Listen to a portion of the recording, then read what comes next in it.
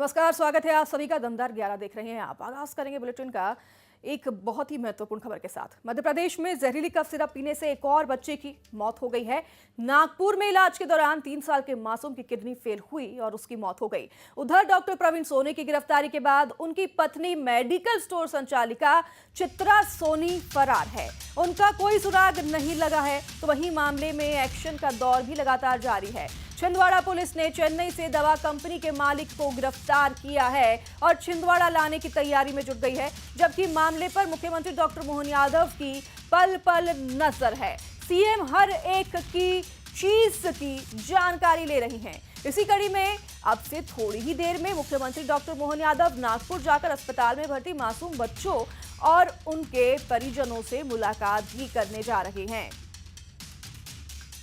तो ये अलग अलग तस्वीरें आप देख रहे हैं। पहली तस्वीर, ये एक मासूम 3 साल का बच्चा जिसकी मौत हो गई है और उसके बाद 19 आंकड़ा पहुंच गया है बच्चों की मौत का छिंदवाड़ा में।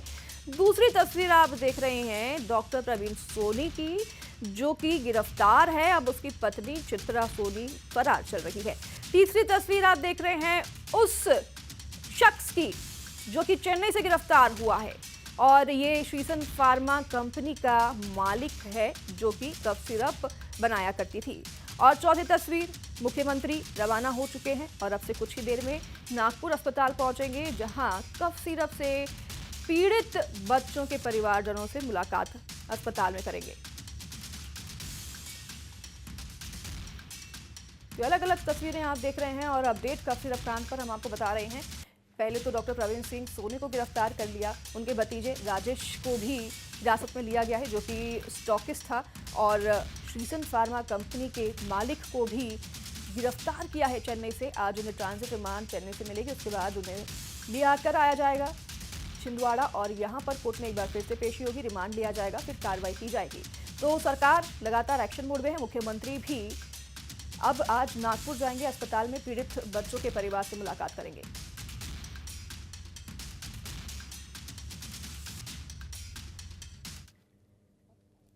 कफ सिरप कांड में बहुत बड़ा एक्शन हुआ है। छिंदवाड़ा पुलिस ने दवा कंपनी के मालिक रंगनाथन को चेन्नई से गिरफ्तार किया है।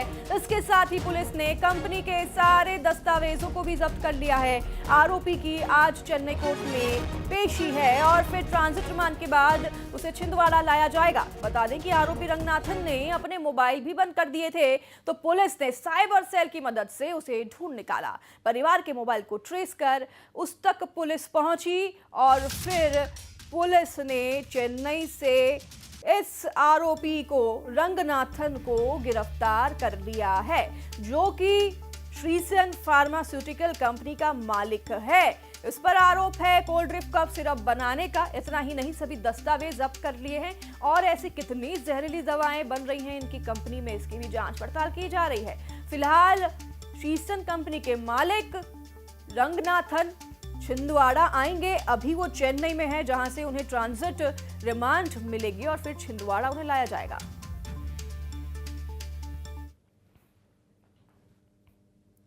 कफ सिरप मामले में सबसे बड़ा खुलासा हुआ है। श्रीसन फार्मा कंपनी को पहले भी बैन किया गया था। बैन के बाद 2009 में कंपनी बंद कर दी गई थी, लेकिन पर्याप्त दस्तावेज के अभाव और सैंपल फेल होने पर इन पर बैन लगा था। लेकिन फिर से कंपनी अब एक बार वापस से आ गई है मार्केट में। कंपनी ने नाम बदलकर दूसरी बार लाइसेंस लिया। पहले श्रीसन फार्मास्यूटिकल्स के नाम से कंपनी रजिस्टर थी। 1990 में कंपनी का गठन हुआ था और साल 2011 में श्रीसन फार्मास्यूटिकल्स मैन्युफैक्चरर्स नाम से फिर से लाइसेंस लिया गया। न्यूज़ 18 के पास कंपनी से जुड़े एक्सक्लूसिव दस्तावेज भी मौजूद हैं और 2009 में आपको बता दें डीएस चिंचोलकर मध्य प्रदेश के ड्रग कंट्रोलर थे और हाल ही में ड्रग कंट्रोलर दिनेश मौर्य को हटाया गया है। कंपनी के डायरेक्टर रंगनाथन गोविंद राजन, रंगनाथन रानी और गोविंदन बाला सुब्रमण्यम और रंगनाथन गोविंदन है। श्रीसन फार्मास्यूटिकल्स लिमिटेड नाम से जब हम तलाश करते हैं तो उस पर कंपनी की डिटेल सामने आती है। साथ ही ये भी सामने आता है कि यह कंपनी 2009 में बंद हो चुकी है।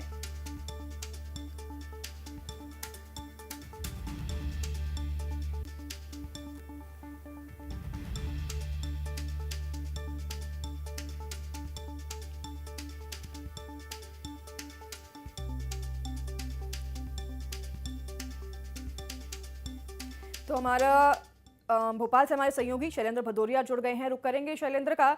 शैलेंद्र, ये जो है अब फार्मास्यूटिकल कंपनी के जो मालिक हैं उनमें और भी कई लोगों का नाम सामने आ रहा है, पर लेकिन गिरफ्तारी फिलहाल एक ही शख्स की हुई है।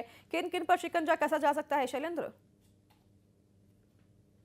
निश्चित तौर पर इस पूरी कंपनी का देखिए फर्जीवाड़ा निकलकर सामने आया था। न्यूज 18 ने कल अपने पूरे खुलासे में बताया था किस तरीके से ये कंपनी 1990 में शुरू होती है, लेकिन 2009 में जो है श्रीसन फार्मास्यूटिकल्स लिमिटेड की कंपनी को बैन कर दिया जाता है, क्योंकि इसके जो सैंपल थे वो अमानक पाए गए थे, इसके साथ ही दस्तावेज उपलब्ध नहीं थे। लेकिन 2011 में एक नए नाम से कंपनी शुरू कर देते हैं। इसका नाम भी श्रीसन फार्मास्यूटिकल्स लिमिटेड की जगह ये मैन्युफैक्चरर कर देते हैं, और वही 4 से 5 जो इसके बोर्ड ऑफ डायरेक्टर हैं वो इसमें रहते हैं और नए पते पर ये कंपनी को रजिस्टर्ड कर लेते हैं। तो ऐसे में निश्चित तौर पर जो मुख्य जो डायरेक्टर हैं, जो मुख्य आरोपी के तौर पर जिनके खिलाफ एफआईआर हुई थी, उनकी गिरफ्तारी हो चुकी है। जो मध्य प्रदेश की एसआईटी की टीम ने उसकी जो तमिलनाडु से उनकी गिरफ्तारी की है, रात को 1:30 बजे के आसपास ये गिरफ्तारी हुई है। और कहीं न कहीं गिरफ्तारी से बचने के लिए जैसे ही मध्य प्रदेश में 29 सितंबर को इनके कप सिरप के सैंपल लिए गए थे, उसके बाद से इन्होंने फैक्ट्री भी बंद कर दी थी और अपना फोन बंद करके भी छुपने का प्रयास कर रहे थे। तो मध्य प्रदेश की एसआईटी की टीम ने इनको गिरफ्तार किया है और अब कागजी कार्रवाई पूरी की जा रही है और उनको फिर जो है कोर्ट में पेश किया जाएगा। वहां से ट्रांजिट रिमांड पर लेकर मध्य प्रदेश लेकर एसआईटी की टीम पहुंचेगी, जहां छिंदवाड़ा में फिर एक बार इनको कोर्ट में पेश करके इनकी पुलिस रिमांड ली जाएगी और इनसे पूछताछ की जाएगी। तो निश्चित तौर पर जो 4 से 5 जो डायरेक्टर हैं वो तो इसमें सीधे तौर पर आरोपी बनेंगे ही बनेंगे। इसके साथ ही जिस तरीके से जिस व्यक्ति की जिम्मेदारी थी कि इस फैक्ट्री में रहकर क्वालिटी कंट्रोल करना कि कौन कौन सी ड्रग्स इस कप सिरप में मिलाई जा रही है, लेकिन जिस तरीके से न्यूज 18 ने यह खुलासा किया है कि कई अमानक रसायन जो है इसका कोल्ड ड्रिप सिरप में मिलाए गए, चाहे वह प्रोपिलीन ग्लाइकोन हो या फिर डीईजी की मात्रा हो, ये तमाम जो रसायन हानिकारक रसायन है जो मिलाए गए, जो कहीं न कहीं बच्चों की मौत का कारण भी बने हैं। तो न्यूज 18 लगातार इस कंपनी से शैलेंद्र, एक और जानकारी मिल पा रही है कि जो राजेश सोनी है, प्रवीण सोनी के भतीजे जो कि स्टॉकिस्ट रहे इन दवा के, उन्हें भी पूछताछ के बुलाया गया था। क्या उन्हें छोड़ दिया गया है अब?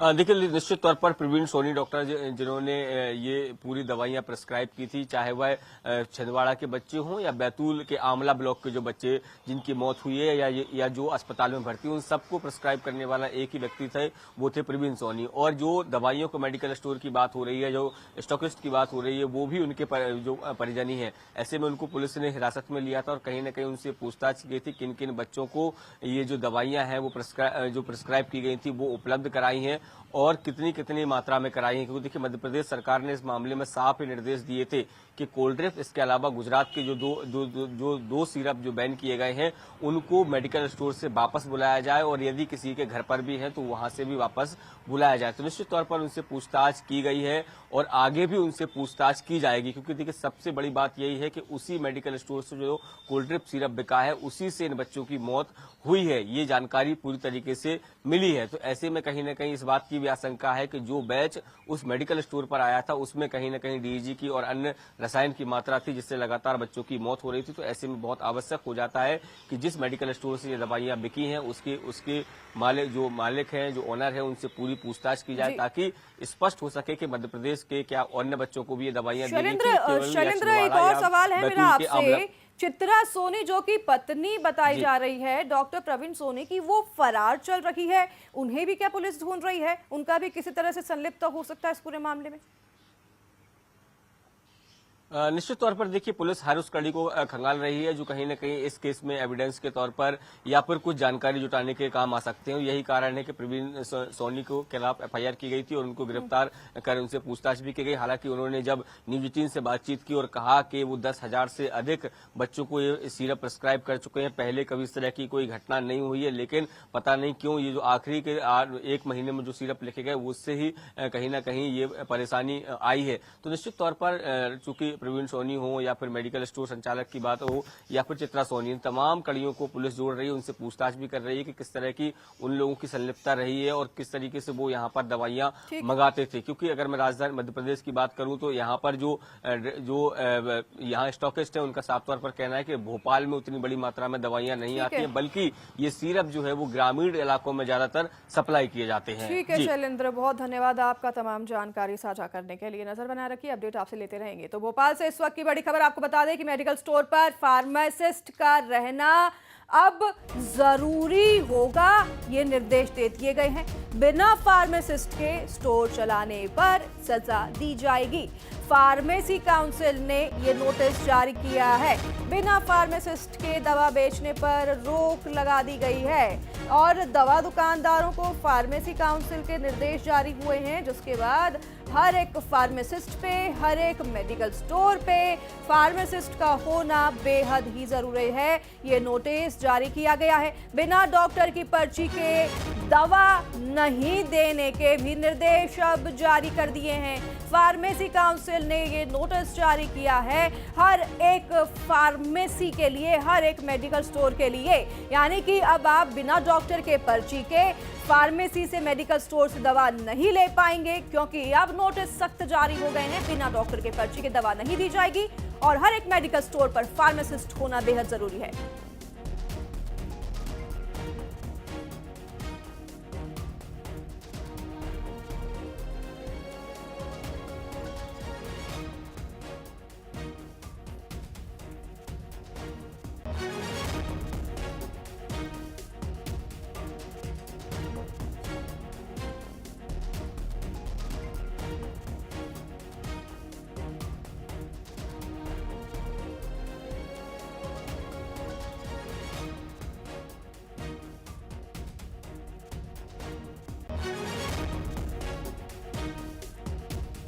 फार्मेसी काउंसिल ने ये बड़ा नोटिस जारी कर दिया है कि हर एक मेडिकल स्टोर पर फार्मासिस्ट का होना बेहद जरूरी है और बिना डॉक्टर के पर्ची के अब दवाइयां नहीं दी जा सकेगी। तो कफ सिरप मामले में न्यूज 18 का एक और बड़ा खुलासा आपको बता दें। कफ सिरप पर जानकारी देने से तमिलनाडु सरकार बच रही है। सूत्रों के हवाले से जानकारी मिल रही है, कोल्ड ड्रिंक सिरप के उत्पादन और सप्लाई की राज्यों को जानकारी नहीं दी जा रही है। किस किस राज्यों को सप्लाई किया, इसकी जानकारी अधिकारी नहीं दे रहे हैं। बड़ा खुलासा न्यूज 18 कर रहा है। सिरप में जहरीला सॉल्वेंट मिला है, सप्लाई करने वाले का भी पता नहीं दे रही है तमिलनाडु सरकार और अधिकारी। सूत्रों के हवाले से बड़ी खबर आपको बता रहा है न्यूज 18। डाइथिलीन ग्लाइकॉल यानी कि डीईजी, इसके सप्लाई करने वाली कंपनी की कोई भी जानकारी नहीं दे रहा है। किसी तरह के कोऑपरेशन तमिलनाडु सरकार की तरफ से नहीं मिल रहा है।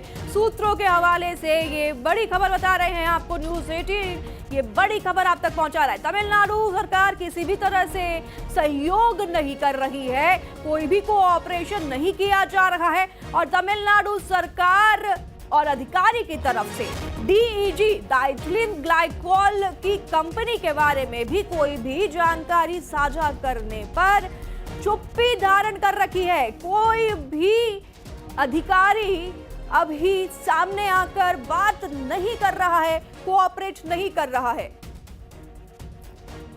शैलेंद्र हमारे साथ लगातार जुड़े हुए हैं फोन लाइन पर। शैलेंद्र, तमिलनाडु सरकार की तरफ से आखिरकार क्यों कोऑपरेशन नहीं किया जा रहा है? क्यों ऐसी खबरें आ रही हैं सामने कि वो डाइथिलीन ग्लाइकॉल यानी कि डीईजी का उत्पादन करने वाली, सप्लाई करने वाली कंपनी की भी जानकारी नहीं देना चाह रही हैं?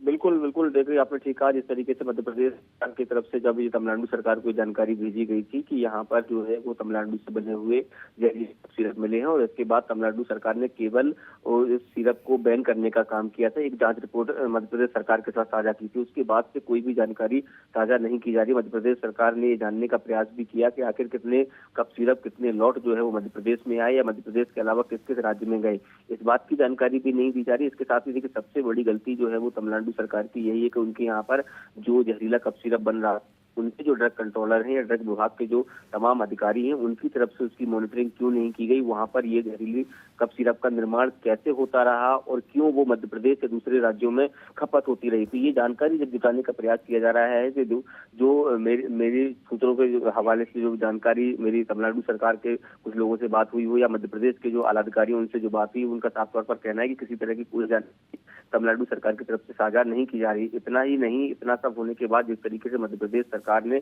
ड्रग कंट्रोलर को हटाया, ड्रग जो इंस्पेक्टर हैं या दूसरे अन्य अधिकारी थे उनको सस्पेंशन करने की कार्रवाई की गई। लेकिन तमिलनाडु सरकार ने इस मामले में न तो कंपनी के खिलाफ एफआईआर की है अभी तक और न ही किसी भी ड्रग डिपार्टमेंट के अधिकारी कर्मचारी की कोई भूमिका तय कर पाई है कि आखिर इनकी निगरानी में जिनकी ये जिम्मेदारी थी कि ये जो ड्रग बन रही है उसकी मॉनिटरिंग। ठीक है शैलेंद्र, बहुत धन्यवाद तमाम जानकारी साझा करने के लिए। तो कफ सिरप कांड में दवा कंपनी के मालिक की गिरफ्तारी के बाद अब सियासत गर्मा गई है। बीजेपी प्रवक्ता हितेश वाजपेयी ने पोस्ट कर कांग्रेस पर सवाल उठाए हैं। उन्होंने लिखा कि तमिलनाडु से जिस दवा निर्माता ने दवा में जहर मिलाया था जिससे देश भर में 26 मौतें हुई, उसे मध्य प्रदेश पुलिस ने गिरफ्तार कर लिया है।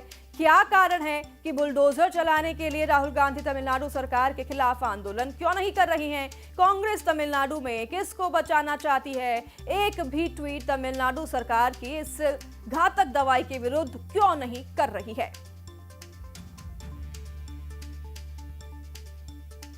तो इतना ही नहीं, उन्होंने आगे लिखा कि जरा समझिए कि कहां ये कांग्रेसी मोटा माल खाकर तो नहीं बैठे हैं। ये तमाम बातें एक पोस्ट के जरिए साझा की गई है और इतना ही नहीं, एक एनिमेटेड तस्वीर राहुल गांधी की भी इसमें लगाई गई है।